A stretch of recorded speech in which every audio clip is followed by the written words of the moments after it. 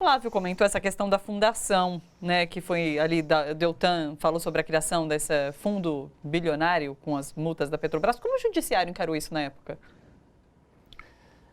Bom, teve uma discussão, isso foi até objeto de providências junto ao Supremo, com suspensão, né, por decisão.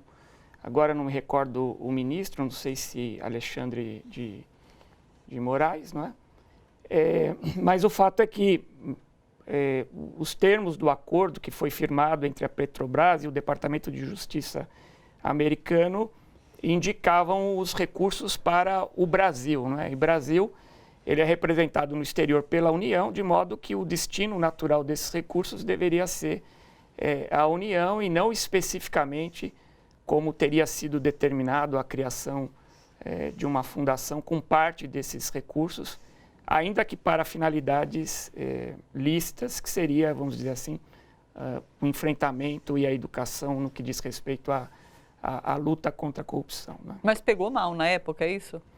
Vejam, houve uma exploração pelos órgãos, as diversas entidades de que isso deveria estar sendo utilizado em proveito próprio, enfim, mas não era isso que o formato jurídico determinava. De qualquer maneira, eu até acabei escrevendo um artigo sobre isso e o meu entendimento era que esses recursos deveriam ser recolhidos ao Tesouro Nacional. Sim.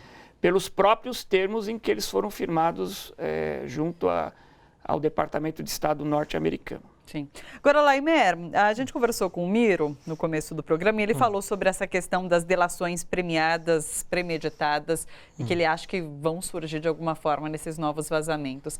De fato, essas delações foram bastante questionadas na época do julgamento, né? Você acredita que também pode aparecer alguma coisa em relação a isso?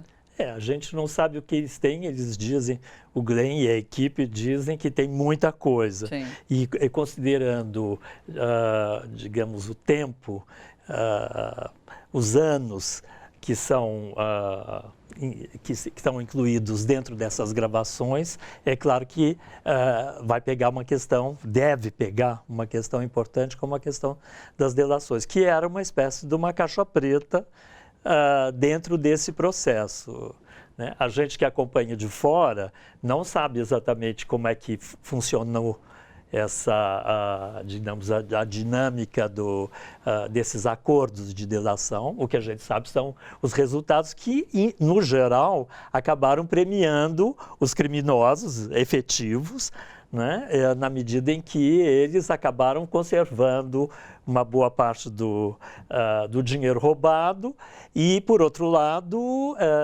o que eles ganharam como pena, no final das contas, eram ou penas muito leves, ou tornozeleira eletrônica em casa, ou coisas do gênero. E né? o nome do Tacla Duran já apareceu nas mensagens. O nome do Tacla Duran já estava, quer dizer, o Tacla Duran era justamente uma voz dissonante dentro deste processo.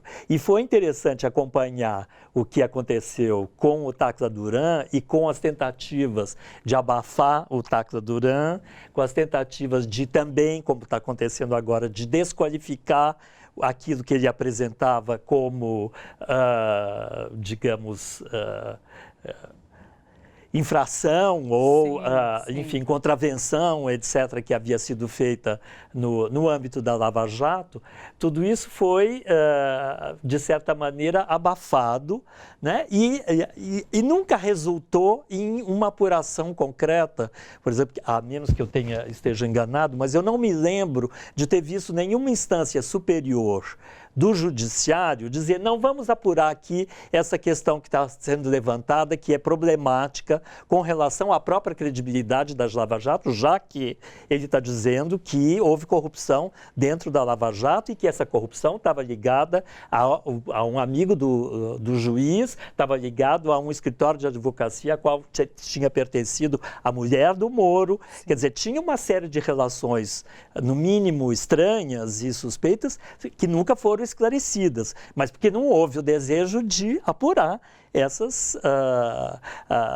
isso que estava acontecendo, ou que pelo menos as pistas que estavam dadas de alguém que conseguiu escapar das garras da Lava Jato. Né? Então, o meu problema, eu volto para o primeiro ponto aqui na nossa conversa, é que o foco muito em cima, é claro que o foco tem que ser mesmo, neste momento, em cima de Moro e Dallagnol, sobretudo. Sim. Mas o foco não pode ficar, à medida que as coisas forem sendo reveladas, só no Moro e Dallagnol.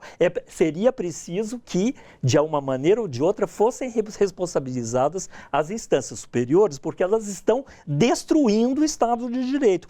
O judiciário está destruindo o Estado de Direito.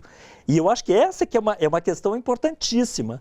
Né? E eu acho que é importantíssimo até mesmo do ponto de vista capitalista, ela é importante. Porque se não existe segurança jurídica no país, se é qualquer coisa, e se vale tudo contra o inimigo, e para os amigos tudo, para os inimigos a lei, mas desse jeito que a gente está vendo aqui, então aí a gente tem realmente um problema grande que é institucional e que é de falência das instituições. Então aí você vai reclamar para quem? Quer dizer, em que instância, que segurança jurídica se vai ter até para investir no Brasil, se você não pode acreditar na justiça porque ela está absolutamente corrompida por dentro. Eu acho que a gente chegou na hora da verdade nessa história. Se a TVT quer contribuir com a gente, se inscreva no nosso canal do YouTube, /RedeTVT e torne-se membro. Assim você participa da construção desse canal público e aberto.